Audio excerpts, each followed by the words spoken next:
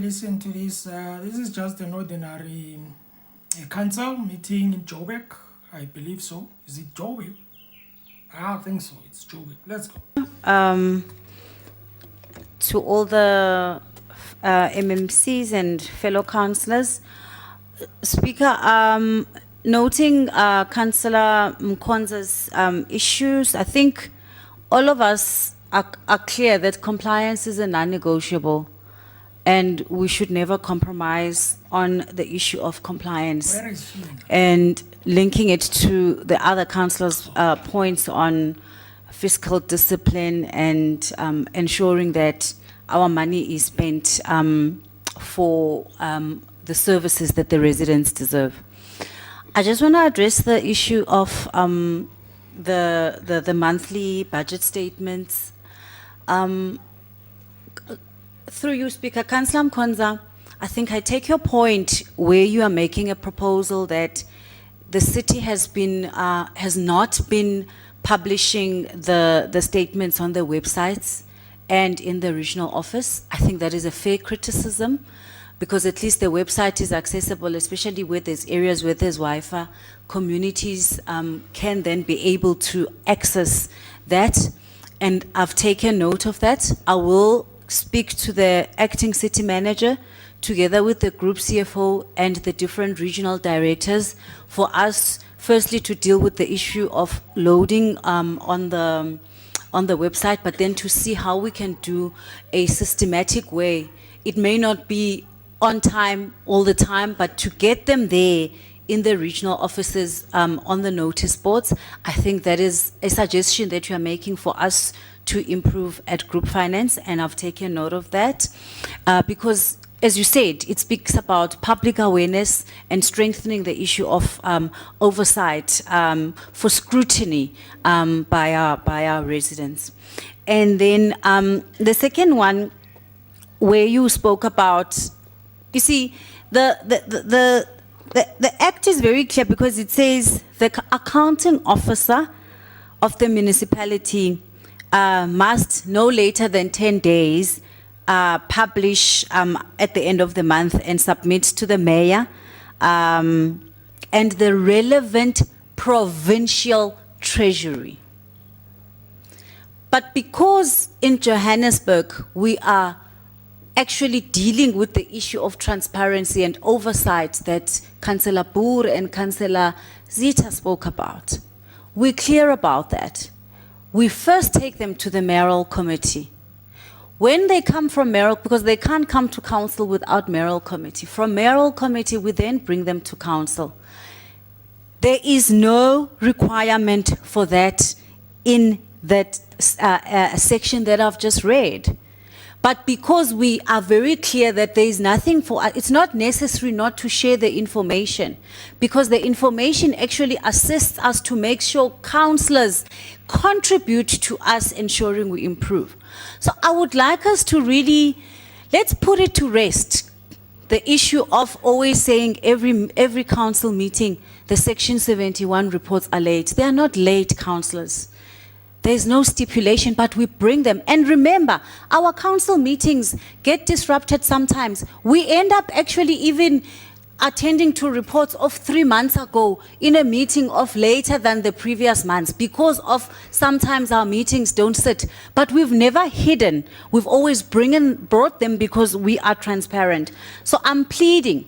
And there was a point I think that was made by that we're not doing oversight. This is the oversight.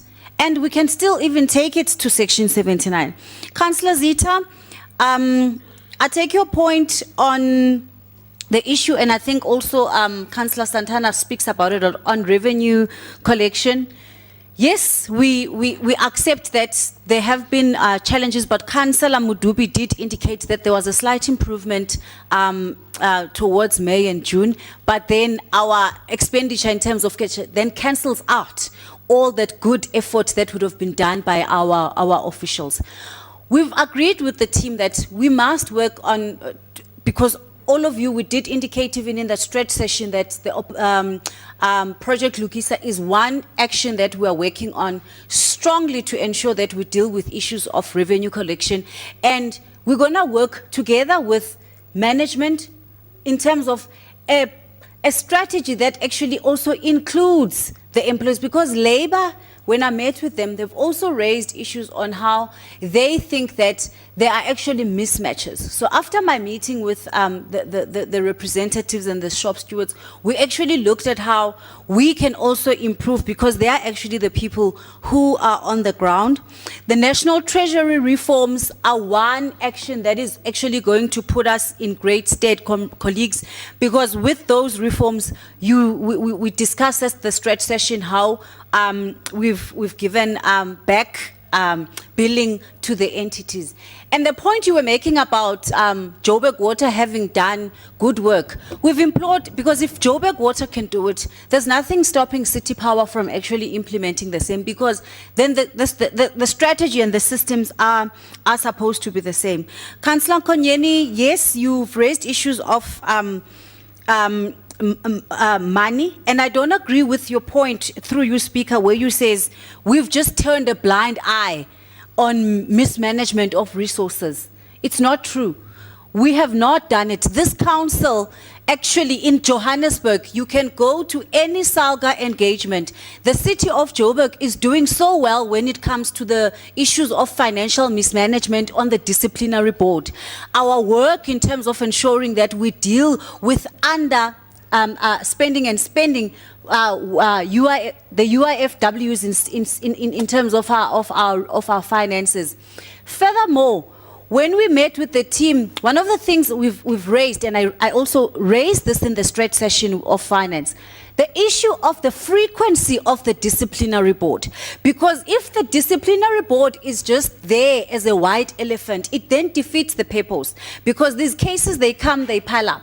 Financial mismanagement cannot just be a by the way. That is why we've said the frequency of the disciplinary board becomes important, so that we are able to deal with the matters speedily.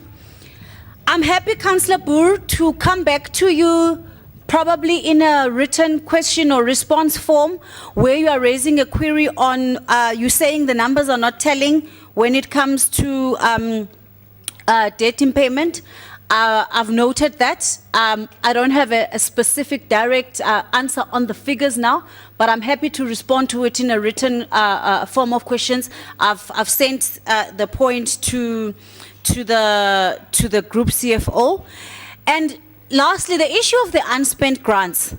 It's one of the things that I've raised, because all of them, the PTNG, PPSG, and the NDPG, are all well below 80%.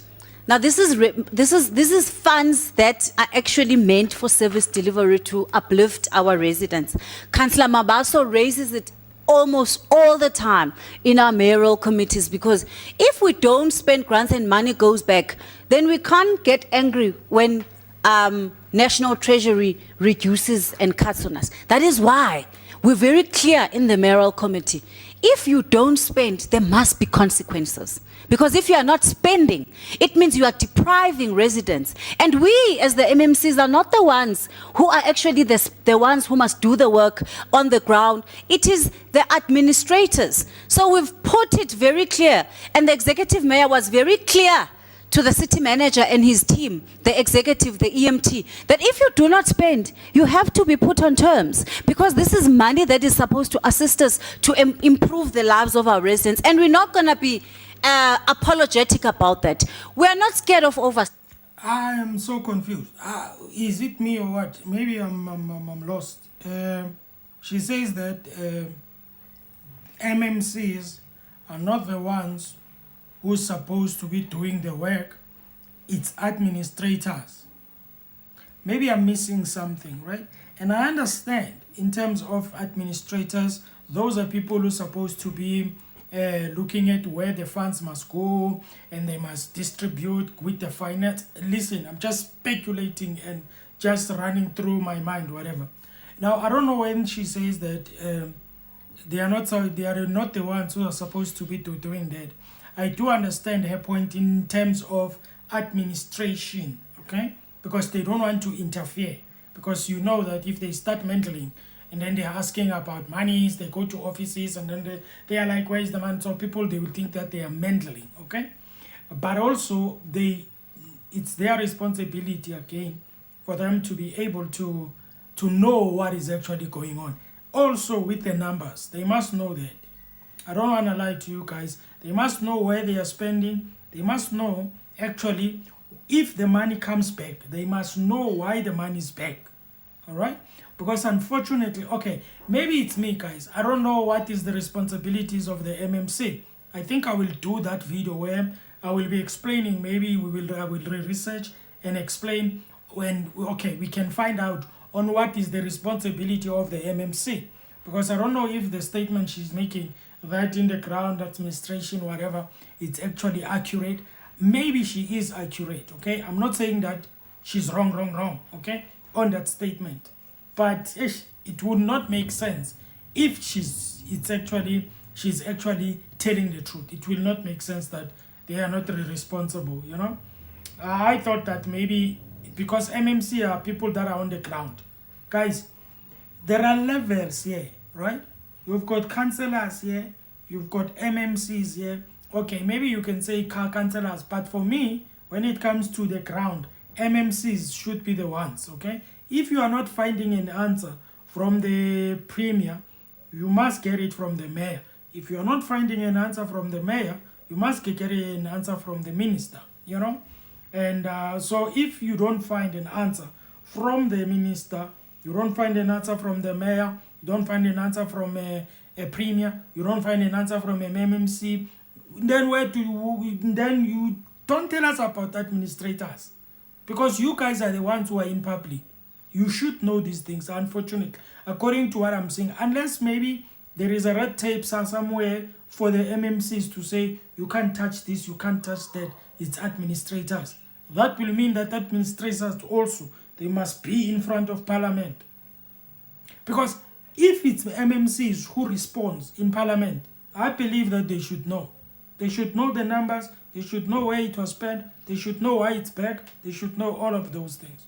I don't know. Maybe I'm wrong. Listen, I'm sitting here under correction. Maybe I'm wrong, okay? But I will do a research on what are the responsibilities of the MMC. Then maybe we will, we will understand.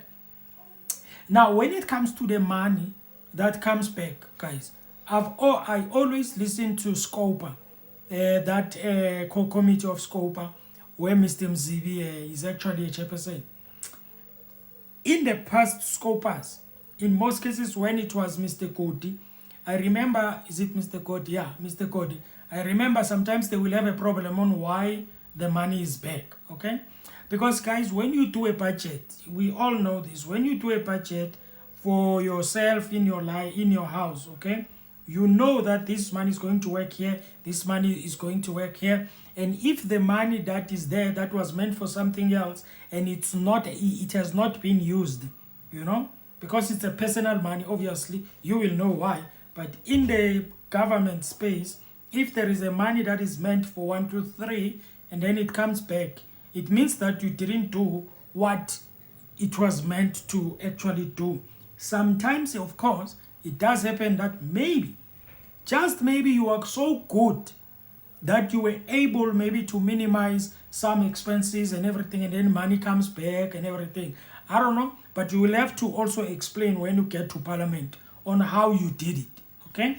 But in most cases, obviously, with the corruption that is happening, sometimes the money comes back and people just take some of the money and they do their own things. Sometimes people, if you are a good administrator as an MEC or premier or mayor, when it comes back, and also if you've got a good finance people, accounting and finance, when the money comes back, you sit down, okay, we've got this money that is back. What must we do with it? Okay, we've got a gap somewhere. There is a storage that is leaking. Let's go and fix it with this money. Okay, this money is back. What must we do? All right, there is this, and that. Let's use this money there. Okay, so I don't believe that if you go to committees and you say there is money that is back, and then they will just accept it.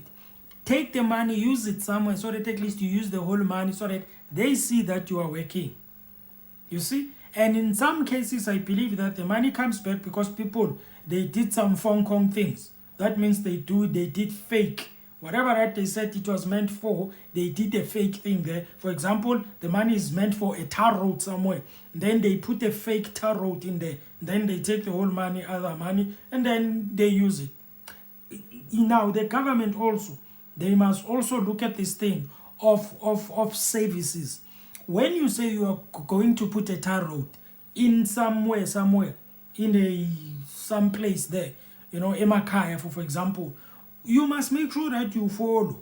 You must make sure that you follow and you check if they are putting the right tar road there. Because the tar roads that they put sometimes, they go and look for some fake things there. Then they put it there. The rain rains in 4 to 6 months. Then that thing, it starts to crack there and there. And then it starts to be destroyed. There is sand in there. There are no, bridges, not bridges. Things that make the water actually walk through to the, draining and stuff like that. Like, guys, I don't know. So sometimes I think the corruption, it has get into people's minds in such a way that they can't even live without it. People, it's like, if you are not living without corruption, it's like you have done something wrong, Especially those who are in money. In money, they see the money. It's like every time they see the money, it's corruption. She's making a very good point on that one to say the money that should be helping people, it must do so. It must not come back, and then when you check, people, they didn't get services. I said to you guys, whether you are any party, the MK party, whether you are ANC, DA, whatever, if you are in power, the only thing that will make people to trust you, give them services. That's all. You can go and do your self-renewal and go and try and fix yourself. One thing that you must know that will make people to start believing in you again, give them services. Thoroughly so. Okay? Communicate, do services, give them services that they need. You will never fix anything if you are not fixing the service they deliver, giving people what they need. You can talk and go up and down. It's not going to happen.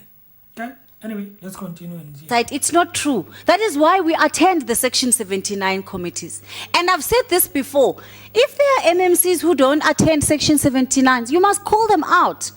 You must be able to call them out, because if we don't attend Section 79 committees, it means we, as the executive, are actually saying, no, there's something to shield. And that shouldn't be the case, because Section 79 is actually a committee of council that needs to be respected, and all officials must, including, as much as we attend, the officials themselves must be able to attend the Section 79 committees. And then I think there was an issue raised, that was raised by Councillor Nkonyeni. That was the oversight issue and Section 79. And then there was also an issue of us, in terms of the cash movements and the inflows. For the month of June, they amounted to 8.8 billion versus the cash outflows. And as I was saying earlier on, this is including bulk purchases of electricity and water, as well as the salaries citywide. On the issue of salaries, we have looked at the issue of overspending and our salary bill.